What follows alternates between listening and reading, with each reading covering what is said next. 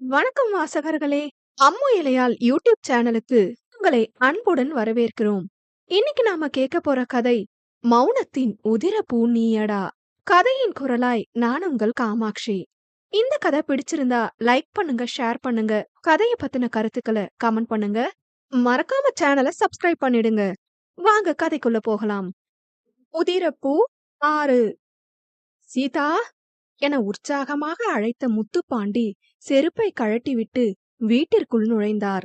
அவருக்காகவே காத்திருந்த சீதா, என்னங்க போன காரியம் நல்லபடியா முடிஞ்சிடுச்சு போல. நான் தான் ராத்திரியே சொன்னனே, அவனோட செயல் ஒவ்வொன்னும் நம்ம கோத மாதிரின்னு. இத்தனை வருஷமா இதத்தான் உங்களுக்கு புரிய வைக்க முயற்சி பண்ண. இன்னைக்குதான் அதுக்கான பலன் கிடைச்சிருக்கு என்றவர் காலை உணவு எடுத்து வைத்துவிட்டு சாப்பிட அழைத்தார் முத்துப்பாண்டியை. நீ சொல்றது உண்மைதான். என் தங்கச்சி மாதிரிதான் உதிரா நடவடிக்கை ஒவ்வொன்னும் இருக்கு. அப்பப்போ பாக்கும்போது தோணும் சீதா. ஆனா மனசுக்குள்ள பட்ட வலி நம்ப மறுக்கும். நேத்து முதல்ல இந்த வீட்ல அவனை பார்த்ததும் என் தங்கச்சி வந்த மாதிரி பரவசமா இருந்துச்சு. எந்த சூழ்நிலையிலயும் மத்தவங்க பத்தி மட்டுமே அதிகமா யோசிப்பா. அதே மாதிரிதான் அவ மகனும். மனசு ரொம்ப நிறைவா இருக்கு. என் தங்கச்சியும் சீக்கிரம் என்கிட்ட வந்துடுவா பாரு. தந்தை பேச ஆரம்பிக்கும் போதே நடுக்கூடத்திற்கு வந்திருந்த மகள்கள் இருவரும் புரியாது இருவரின் சம்பாஷணைகளை கேட்டுக்கொண்டிருக்க, வாங்கடி சீமாட்டிங்களா, இத்தனை வருஷமா இருந்த சபதத்தை ஒரு நாடகத்துல முடிச்சு வச்சிட்டீங்க. இதுல அப்படியே உங்க அப்பா மாதிரி நீங்க 2 பேரும் என சீதா குறைப்பட்டு கொண்டு கூற, என்னம்மா சொல்ற என குழப்பத்தோடு கேட்டாள் இளங்குயில். உங்க அப்பா எங்க போயிட்டு வராரு தெரியுமா என்ற கேள்வியோடு மகள்களை பார்க்க, தெரியாது என தலையசைத்தனர் இருவரும். அவர் தங்கச்சி மகனை பார்த்துட்டு வந்திருக்காரு. அது மட்டும் இல்ல, சீக்கிரமா மருமகனாக்கவும் தேதி குறிக்க சொல்லிட்டு வந்திருக்காரு என்றார் சிரிப்போடு. சீதாவின் வார்த்தையில் திடுக்கிட்ட இளங்குயில் அழுகையோடு தந்தையை காண, எதுக்குடா அழுகுற என்றவர் மகள் அருகில் சென்றார். அப்பா, எனக்காக தானே இந்த முடிவு எடுத்திருக்கீங்க. உங்களை நான் ரொம்ப கஷ்டப்படுத்திட்டேன். என்ன மன்னிச்சிடுங்கப்பா. அருள் மாமா வந்து பேசுனதுக்கு அப்புறம் தான் எவ்வளவு சுயநலமா யோசிச்சிருக்கேன்னு புரிஞ்சுது. எனக்காக உங்க கௌரவத்தை விட்டு கொடுக்க வேணாம். நீங்க யார பார்த்தாலும் நான் கல்யாணம் பண்ணிக்கிறேன்ப்பா. என்னம்மா, நானே இப்பதான் இழந்த சந்தோஷத்தை திரும்ப வாங்கிட்டேன்னு நிம்மதியா இருக்க. நீ வேற. உண்மைய சொல்லணும்னா, நேத்து நீ பண்ண வேலைக்கு மனசு மொத்தமும் உடைஞ்சு போச்சு.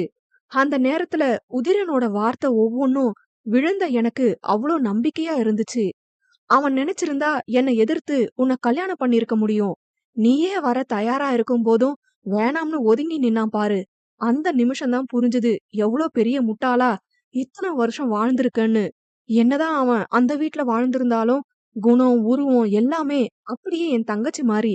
இனியும் இத புரிஞ்சுக்காம வாழ்ந்தா கடவுள் கூட என்ன மன்னிக்க மாட்டாரு என்ற முத்துப்பாண்டியின் குரலில் சொல்ல முடியாத உணர்வுகள் பெருக்கெடுத்து ஓடியது. அப்பா, உங்களுக்கு என் மேல கண்டிப்பா கோபம் இருக்கும். என்னையும் அக்காவையும் மன்னிச்சிடுங்கப்பா. சத்தியமா உங்களை எதிர்த்து நிக்கணும்னு என்னைக்கும் நாங்க நினைச்சதில்ல. அருள் மாமாவை எப்படியாவது இந்த குடும்பத்தோட சேர்க்கணும்னு ஆசைப்பட்டோம். அவ்வளோதான். இளமையில் மனதார தன் தந்தையிடம் மன்னிப்பை வேண்டிட, அவரோ, சின்ன பிள்ளைங்க உங்களுக்கு இருக்க பக்குவம் எனக்கு இல்லாம போயிடுச்சு. நீங்க பண்ணதுல நல்லதுதான் நடந்திருக்கு. பல வருஷம் கழிச்சு என் தங்கச்சிய பார்த்த உணர்வு. மனசு நிம்மதியா இருக்குடா. இருந்தாலும் என் மக செலக்ஷன் சூப்பர் என்றார் வாய்க்கொள்ளா சிரிப்புடன் முத்துப்பாண்டி.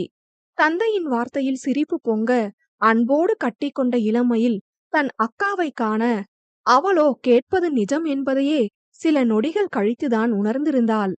பின் அவளும் சிரிப்போடு தந்தையிடம் அடைக்கலமாக வெகு நாட்கள் கழித்து முத்துப்பாண்டியின் வீட்டில் சிரிப்பு சத்தம் வானவெடியாய் ஒலித்தது. முத்துப்பாண்டி சென்றதும் பரமசிவம், வெண்ணிலா இருவரும் மூத்த மகனின் திருமணத்திற்கு தேவையான ஏற்பாடுகளை செய்ய துவங்கினார்கள். அதன் முதல் படியாக நிச்சய தேதி குறிக்கப்பட்டது. அருள் வந்ததும் இதை சொல்லி முத்துப்பாண்டியிடம் கூற முடிவு செய்திருந்தார்கள். அருள் தன் வருங்கால மாமனாரை வழி அனுப்பிவிட்டு தயாராகி உணவு உண்ண கீழே வந்தான். வந்தவன் உணவிற்காக அம்சவேணியை அழைத்தான்.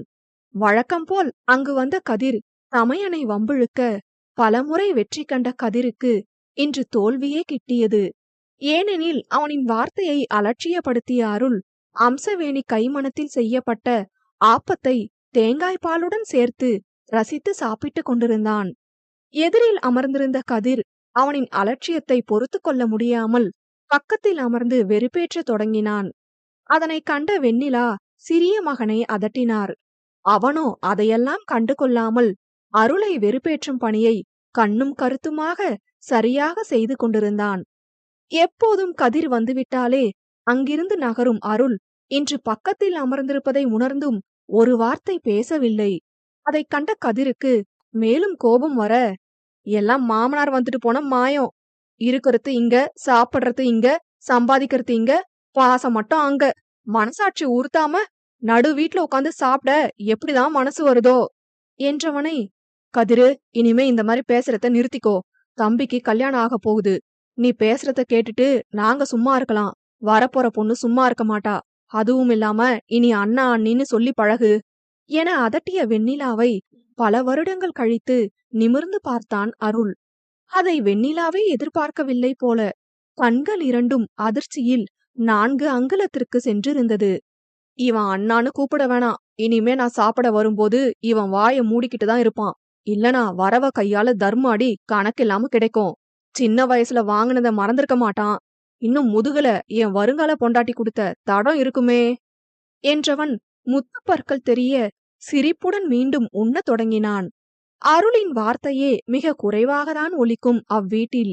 அதுவும் அங்கிருக்கும் மூவரை பெரும்பாலும் பார்த்து பேசவே மாட்டான். இப்படிப்பட்டவனின் பார்வையே வெண்ணிலாவிற்கு அதிர்ச்சியாக இருக்க, பேசியதை கேட்டதும் வானில் ஏறி நின்ற பிம்பம். சகஜமாக உரையாடும் அருளின் இந்த புதிய மாற்றம் வெண்ணிலாவிற்கு அதிக அளவு மகிழ்ச்சியை தர கண்கள் லேசாக கலங்க தொடங்கியது. அதை மகன்களுக்கு காட்டாமல் சமாளிக்க எண்ணியவர் பார்வையை சுழலவிட்டு கதிரை பார்த்தார். அவனோ அருளை ஏகத்துக்கும் முறைத்துக் கொண்டிருந்தான். முறைத்துக் கொண்டிருக்கும் இளைய மகனை கண்ட வெண்ணிலாவிற்கு சிரிப்பு பூவாய் மலர்ந்தது. இம்மூவரையும் பார்த்திருந்த அம்சவேணி மனதினுள், ஆத்தா, பல வருஷம் கழிச்சு இந்த குடும்பத்துல இன்னைக்குதான் சிரிப்பு சத்தம் கேக்குது. இது என்னைக்கும் நிலைக்கணும். சீக்கிரமா ராசா மனசு மாறி எல்லார்கிட்டயும் பேசணும் என்று வேண்டுதல் வைத்தார். என்னம்மா, உன் மகன் ரொம்ப பேசுறான். ஏதோ சின்ன வயசுல இதே மாதிரி இவன் சாப்பிடும்போது கொஞ்சமா வெறுப்பேத்துன. அத பார்த்த அந்த சில்வண்டு வந்து லேசா பின்பக்கமா அடிச்சிருச்சு என்றவனை எகத்தாளமாக பார்க்கத் தொடங்கினான் அருள். ஏது லேசாவா? சின்ன ராசா என்ற அம்சவேணியை முறைத்த கதிர், சரி, கொஞ்சம் தழும்பு வர அளவுக்கு அடிச்சிட்டா போதுமா?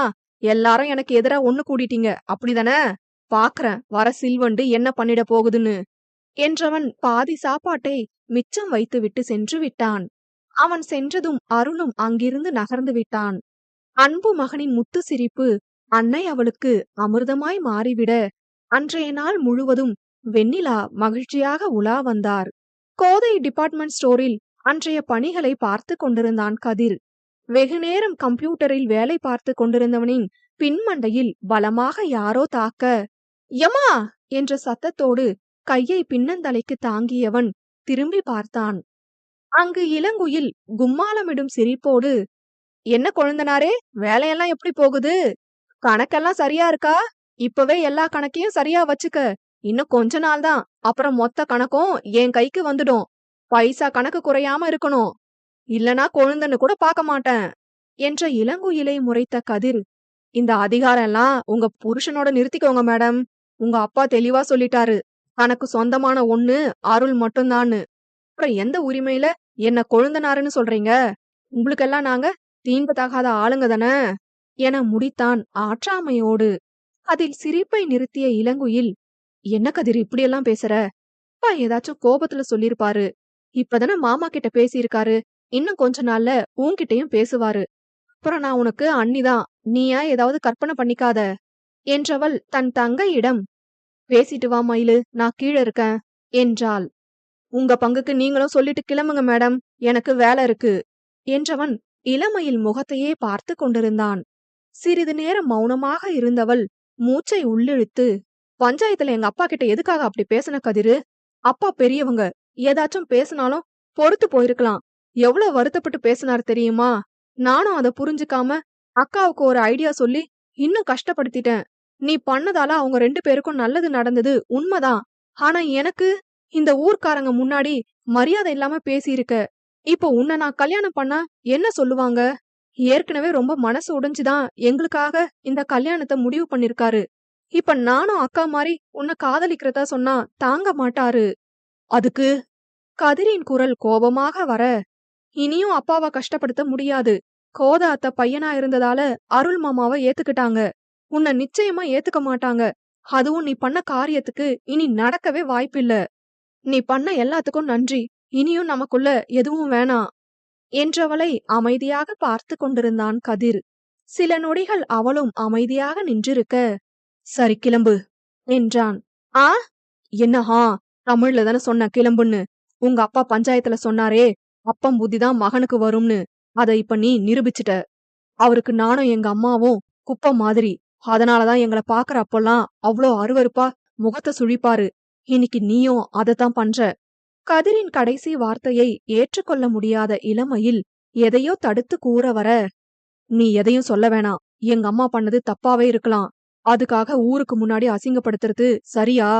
ஒரே ஒரு தடவ உங்க அப்பாவை இப்படி பேசுனதுக்கு என்ன வேணாம்னு சொல்றீங்களே மேடம். எனக்கு நினைவு தெரிஞ்ச நாள்ல இருந்து பாக்குற இடத்துலலாம் உங்க அப்பா இப்படிதான் எங்க அம்மாவை அசிங்கப்படுத்தி இருக்காரு. ஒரு மகனா அம்மாவுக்காக இது நாள் வரைக்கும் நான் எதுவும் பேசுனது இல்ல. இப்ப வரைக்கும் உன் அப்பா மேல இருக்க கோபத்தை உன்கிட்ட காட்டுனது இல்ல. இப்படி இருக்க உன்னால எப்படி என்ன தூக்கி போட முடிஞ்சுது?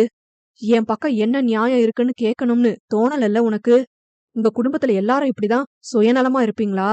என் கூடவே இருக்க அவனுக்கே எங்க வலி என்னன்னு தெரியல. உங்களுக்கு எப்படி தெரியும்? இதுதான் என் முன்னாடி நீ நிக்கிற கடைசியா இருக்கணும். உன் அப்பா யார காட்டுறாரோ அவன கல்யாணம் பண்ணிட்டு சந்தோஷமா வாழு. இந்த நிமிஷத்துல இருந்து என் மனசுல இருந்து உன்னை தூக்கி போடுறேன். கிளம்பு என்றவன் அமைதியாக வேலையை கவனித்துக் கொண்டிருந்தான். நேற்று காலை நடந்த சம்பவத்தில் மனமுடைந்திருந்த முத்துப்பாண்டி மொத்த வலிகளையும் சீதாவிடம் கொட்டிக் கொண்டிருக்க, அதை தற்செயலாக கேட்டாள் இளமையில். அவ்வளவு வலிகளை சுமந்தும் தன் மகளுக்காக இன்று அருளை ஏற்றுக்கொண்டது மகிழ்ச்சியை கொடுத்தாலும், காயப்பட்ட தந்தைக்கு மேலும் காயத்தை கொடுக்க கூடாது என்ற முடிவை எடுத்திருந்தாள் இளமையில். தந்தைக்காக கதிரை மறுக்க முடிவு செய்து அதை சொல்லியும் விட்டாள். கதிரின் மறுப்பு வார்த்தைக்காக உள்மனம் ஏங்கிக் கொண்டிருக்க, அதற்கு மாறாக உடனே ஏற்றுக்கொண்டது பெண்ணவளுக்கு எதிர்பாராத அதிர்ச்சியை கொடுத்திருந்தது. மேலும் அவன் தரப்பு நியாயத்தை கேட்காமல் ஒருதலைபட்சமாக யோசித்த தவறும் அவளை உறுத்தத் தொடங்கி இருந்தது. சிறு வயதிலிருந்தே கதிரின் கோபம் அருளிடம் அதிகளவு வெளிப்படும். அது அத்தனையும் இளமயிலை கண்டால் அடங்கிவிடும். அப்படி இருக்க கதிரிடம் இருந்து வந்த வார்த்தைகள் அனைத்தும் அவளை நிலைகுலைய செய்திருந்தது. அதன் வேதனை முகத்தில் பிரதிபலிக்க கதிருக்கு காட்ட விரும்பாதவள் அங்கிருந்து உடனே கிளம்பிவிட்டாள். தந்தைக்கு தெரியாமல் கதிரை பார்க்க வந்த இருவரும் தங்களது இருசக்கர வாகனத்தை 4 கடைக்கு முன்னதாக நிறுத்திவிட்டு வந்திருந்தனர். முதலில் கீழே வந்த இளங்குயில் தங்கைக்காக காத்திருந்தாள். இளமயிலின் வருகை அறிந்து இரு சக்கரத்தை உயிர்ப்பிக்க வந்தவளும் அமைதியாக பின்னிருக்கையில் அமர்ந்து கொண்டாள். என்னடி ஒரு மாறி இருக்க? சண்டையா 2 பேருக்கும்? வண்டியின் கண்ணாடியில் தங்கையின் முகத்தை பார்த்தவள் சந்தேகமாக கேட்க, அதெல்லாம் ஒண்ணும் இல்லக்கா என்று விட்டு மீண்டும் அமைதியாகிவிட்டாள். ஒன்னும் கவலைப்படாத மயிலு, என்னோட கல்யாணம் முடியட்டும். அப்புறம் உன்னோட கல்யாணத்தையும் அப்பா சம்மதத்தோட நடத்திடலாம்.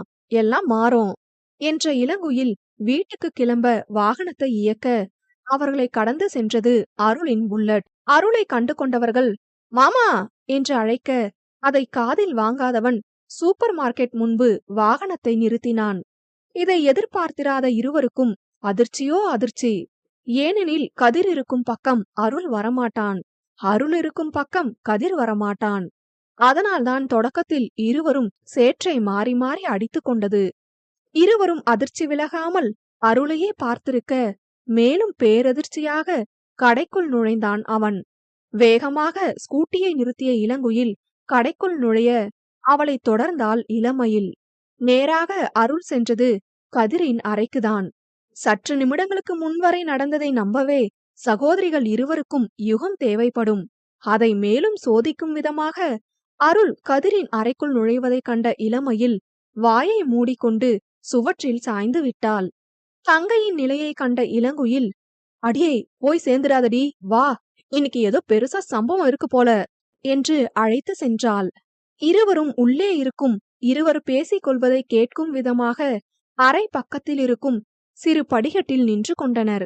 அருளின் வருகை கதிருக்கும் அதிர்ச்சிதான். இருந்தும் வெளிக்காட்டாதவன் தன் வேலையை கவனித்துக் கொண்டிருந்தான். கதவில் சாய்ந்து கொண்டு அவனையே பார்த்திருந்த அருள் பொறுமை இழந்து, "கிளம்பு" என்க. "எங்க?" என எதிர்கேள்வி கேட்டான் கதிர். "கிளம்பு." இந்த முறை அழுத்தமாக கட்டளை வர நிமிர்ந்து பார்த்தான் தன் அண்ணன் அருள் உதிரனை. பார்வையில் வந்தே தீர வேண்டும் என்ற கட்டளை நிறைந்திருந்தது. "நீ யாரு?" என்ற பார்வையில் மீண்டும் தன் அண்ணனை பார்த்தான் கதிர். "அக்கா." பின்னாலிருந்து ரகசியமாக சீண்டிய மயிலை முறைத்த இளங்குயில், "என்னடி?" என கேள்வி எழுப்ப, "என்ன 2 பேரும் ஊம பாஷை பேசுறாங்க?" என்றதுக்கு, "அதாண்டி எனக்கும் புரியல. இரு என்னதான் நடக்குதுன்னு பாப்போம்" என்றாள். "உன்னை கிளம்புன்னு சொல்லி 10 நிமிஷம் ஆகுது. எங்கன்னு கேட்டு 9 நிமிஷம் ஆகுது. உன்னோட கேள்விக்கு பதில் சொல்லணும்னு எந்த அவசியமும் இல்ல எனக்கு. நீ கூப்பிடுற இடத்துக்கு வரணும்னு எந்த அவசியமும் இல்ல எனக்கு." "டேய்." அருளை சிறிதும் மதிக்கவில்லை கதிர். தொடர்ந்து தன் வேலையை கவனித்துக் கொண்டிருந்தான். அவனை நிமிர்ந்து கூட பார்க்காமல். பொறுமை இழந்த அருள் கதவில் ஒரு தட்டு தட்ட, பக்கவாட்டில் மறைந்திருந்த பெண்கள் இருவருக்கும் இதயம் தூக்கி வாரி போட்டது. "அக்கா, உன் ஆளுக்கு கதவுனா பிடிக்காது போல. எப்ப பாரு அதையே டார்ச்சர் பண்றாரு" என்ற இளமயிலை முறைத்த இளங்குயில், "சத்தம் போடாம இருடி லூசு. நாம மட்டும் இங்க இருக்கிறது தெரிஞ்சது, அந்த அடி நமக்கு விழும். ஏற்கனவே நம்ம மேல கொலை வெறியில இருக்கு மாமா, நீ வேற." இவர்கள் ஒரு பக்கம் ரகசியமாக பேசிக் கொண்டிருக்க, சம்பந்தப்பட்ட கதிரோ அந்த சத்தத்தையும் அலட்சியம் செய்தான். அவனின் செயலில் பற்களை கடித்துக்கொண்டு தம்பியின் அருகில் சென்ற அருள் சட்டை காலரை பிடித்தபடி வெளியேறத் தொடங்கினான். அதை கவனித்த சகோதரிகள் இருவரும் அடித்து பிடித்து வெளியில் வந்து மறைந்து நிற்க, "உட்காரு." "முடியாது." "நிலவா, உன்னை உட்காருன்னு சொன்ன." "அருளண்ணா" என்று அழைக்க வந்தவன் அமைதியானான் அருளின் உக்கிர பார்வையால். நிமிடங்கள் கடந்தும் இருவரும் அமைதியாக இருக்க, அந்த பக்கம் பெண்கள் இருவரும், "அக்கா, இப்ப இவங்க நடு ரோட்ல நின்னுட்டு எதுக்கு பஞ்சாயத்து பண்ணிட்டு இருக்காங்க?" "அதாண்டி எனக்கும் தெரியல. வட துருவமோ தென் துருவமோ பக்கத்து பக்கத்துல நிக்குதுங்க. அதுவும் பேசுதுங்க. நம்ம எதுவும் கனவு காணலையே." "ஆ, கிறுக்கி, எதுக்கு இப்ப என் கைய கிள்ளுன?" என்று கைகளை தேய்த்து கொண்ட இளங்குயில் தங்கையை முறைத்தாள். அவளோ, "இல்லக்கா, எனக்கு என்னமோ ரொம்ப நேரமா கனவு காண்ற ஃபீல். அதான் உன் கைய கிள்ளி பார்த்து கனவா நிஜமான்னு கன்ஃபார்ம் பண்ணேன். நிஜம்தான் போலக்கா." "பைத்தியக்காரி, அதுக்கு உன் கைய கிள்ள வேண்டியதுதானே?" "ஈ, எனக்கு வலிக்குமே" என்றவள் குறும்பை கைவிட்டு, "வர வர நம்ம எதிர்பார்க்காத எல்லாமே ஒவ்வொன்னா நடக்குது." அதை இளங்குயிலும் சரி என்பது போல் தலையசைத்து ஏற்றுக்கொண்டு நிற்கும் ஆண்களை பார்க்கத் தொடங்கினாள். அமர மறுத்தவனை வலுக்கட்டாயமாக புல்லட்டில் அமர வைத்து அங்கிருந்து புறப்பட்டான் அருள். அவர்களின் பின்னே பெண்கள் இருவரும் ஸ்கூட்டியில் பின்தொடர, பயணம் அகரம் ஊரை தாண்டி சீதா தோழி இருக்கும் ஊருக்குள் சென்றது. அதுவரை எங்கு செல்கிறார்கள் என புரியாது பெண்கள் இருவரும் தீவிரமாக பின்தொடர, இடம் தெரிந்ததும் சிரிப்புடன் மீண்டும் உளவு பார்க்கும் வேலையை தொடர்ந்தனர். வேகமாக புல்லட்டில் பறந்து கொண்டிருந்தவன் சட்டென தார் சாலையை உரசியபடி நிற்க, இதை எதிர்பார்த்திராத இளங்குயில் தடுமாற்றத்தோடு பிரேக் அடித்து தன் ஸ்கூட்டியை நிறுத்தினாள். ஹெல்மெட்டை கழட்டிய அருள் பின்னால் திரும்பி, "ஃபாலோ பண்ணிட்டு வந்தது போதும், கிளம்புங்க 2 பேரும்" என்று விட்டு தன் போக்கில் நகர்ந்தான். "கழுகு பார்வ" என்ற முணுமுணுப்போடு இளமயிலும், "ரொம்பத்தான்" என சின்ன சிரிப்போடு இளங்குயிலும் அங்கேயே நின்றுவிட்டனர். அடுத்த சில நொடிகளில் சீதாவின் தோழி சாந்தி வீட்டு முன்பு வாகனம் நின்றது. கதிரை கண்டதும் அங்கிருந்தவர்கள் ஆர்ப்பாட்டம் செய்ய துவங்கினார்கள். அனைவரையும் சமாதானப்படுத்தினான் அருள். அவனின் சாமர்த்திய பேச்சில் அனைவரும் அமைதியாகிவிட, சாந்தி இருவரையும் வீட்டிற்குள் அழைத்து உபசரித்தார். "முதல்ல மன்னிப்பு கேட்டுக்கிறேன் இவன் பேசுனதுக்காக. நீங்க வந்த விஷயம் என் மாமா சம்பந்தப்பட்டது. அவர் விஷயத்துல பேச எனக்கு எந்த உரிமையும் இல்ல நேத்து வர. அதனாலதான் அமைதியா இருந்துட்டேன். நடந்த சம்பவத்துல உங்களுக்கு நிறைய மன கஷ்டம் ஏற்பட்டிருக்கும். அதுக்காக மனப்பூர்வமா வருத்தம் தெரிவிக்கிறேன். நானும் இளங்குயிலும் விரும்புறோம். இது மாமாவுக்கு தெரியாது. 2 வீட்டுக்கும் பேச்சுவார்த்தை கிடையாது. தெரிஞ்சோ தெரியாமலோ உங்க வரவுக்கு அப்புறம்தான் எல்லாமே சுமூகமா முடிஞ்சிருக்கு. இதுல மாமா மேல எந்த தப்பும் இல்ல. அவரை தப்பா நினைக்காதீங்க. அதே மாதிரி அத்தைக்கும் எதுவும் தெரியாது. நீங்க முன்ன மாதிரி அத்தை கிட்ட நல்லா பேசணும். பெரிய மனசு பண்ணி மன்னிச்சிடுங்க" என்றவன் எழுந்து நின்று கை வணங்கி மன்னிப்பு கேட்டான். பக்கத்தில் நின்றிருந்த கதிர், "அண்ணா, என்று வேகமாக கையை தட்டிவிட்டு, நான் தான் மன்னிப்பு கேட்கணும். ஏதோ ஒரு வேகத்துல உங்ககிட்ட அப்படி பேசிட்டேன். தப்பு முழுக்க என் மேல மட்டும்தான். இதுல வேற யாருக்கும் பங்கு இல்ல. முக்கியமா இவனுக்கு என்றவன் கைவணங்கி மனதார மன்னிப்பு வேண்டிட, அங்கிருந்தவர்களும் சகஜ நிலைக்கு திரும்பி இருந்தனர். சீதா பலமுறை அருளை பற்றி பேசி கேட்டிருக்கிறார். இன்றுதான் அதன் ஆழம் உணர்ந்தார் சாந்தி. அருள், கதிர் இருவருக்குமான பேச்சுவார்த்தைகள் தெரியும் என்பதால் தம்பிக்காக அண்ணனும், அண்ணன் கை கூப்பியதும் தடுத்துவிட்ட தம்பியும் வினோதமாக தெரிந்தனர். இந்த வினோதம்தான் பல வருட பகை என்பது அவர்களுக்கே தெரியாது என்பதுதான் விதி. சாந்தி வீட்டிலுள்ள அனைவரையும் சமாதானப்படுத்திய அருள், கதிரை சிறிதும் மதிக்காமல் வேகமாக புல்லட்டை இயக்கி பறக்க துவங்க, சுதாரித்து கொண்ட கதிர் குரங்கை போல் அண்ணனின் பின்னால் தாவிக் கொண்டான். அவனோ ஓட்டத்தில் வேகத்தை கூட்டி ரோட்டில் இருக்கும் தூசி அனைத்தையும் கதிரின் தலையில் ஏற்றி இருந்தான். டேய், கூட்டிட்டு வரும்போது பொறுமையா வந்த, இப்ப எதுக்கு இவ்ளோ வேகமா போற? எங்க அம்மாவுக்கு நான் ஒரே பிள்ளை, கொன்னுடாத. சொல்லிட்டே இருக்க, எங்கேயாவது கேக்குறியா நீ? என்று இன்னும் கதிர் பின்னால் அமர்ந்து கொண்டு தன் போக்கில் புலம்பிக் கொண்டிருக்க, அவை யாவும் அருளின் செவியில் விழவே இல்லை என்பது போல் இருசக்கர வாகனத்தை ஓட்டிக் கொண்டிருந்தான். புல்லட் அவ்வூரை தாண்டி அகரம் நோக்கி வந்து கொண்டிருக்க, இவர்களின் வரவிற்காக வருங்கால துணைவியார்கள் அங்கேயே நின்றிருந்தார்கள். அதை பார்த்ததும் அருள் பார்க்காதது போல் மீண்டும் வாகனத்தின் வேகத்தை கூட்ட, மாமா நீ சொன்ன மாதிரி கொலை வெறியில இருக்கு போலக்கா. அதான் மயிலு, புல்லட்டை இந்த வேகத்துல பறக்குதுன்னா நம்ம நிலைமைய யோசிச்சு பாரு. பாவம் கதிர பாரு, பின்னாடி எப்படி கதறிட்டு போறான்னு. ஆமாக்கா, மாமா நம்ம மேல இருக்க கோவத்துல கதிர மொத்தமா மேல அனுப்பிடுவாரு போல. வா, நம்ம போய் காப்பாத்துவோம். சகோதரிகள் இருவரும் புல்லட்டிற்கு ஈடு கொடுக்க ஸ்கூட்டியை உயிர்ப்பித்தார்கள். அதுவோ முடியவே முடியாது என்று மறுப்பாக சாலையில் ஊர்ந்து கொண்டே சென்றது.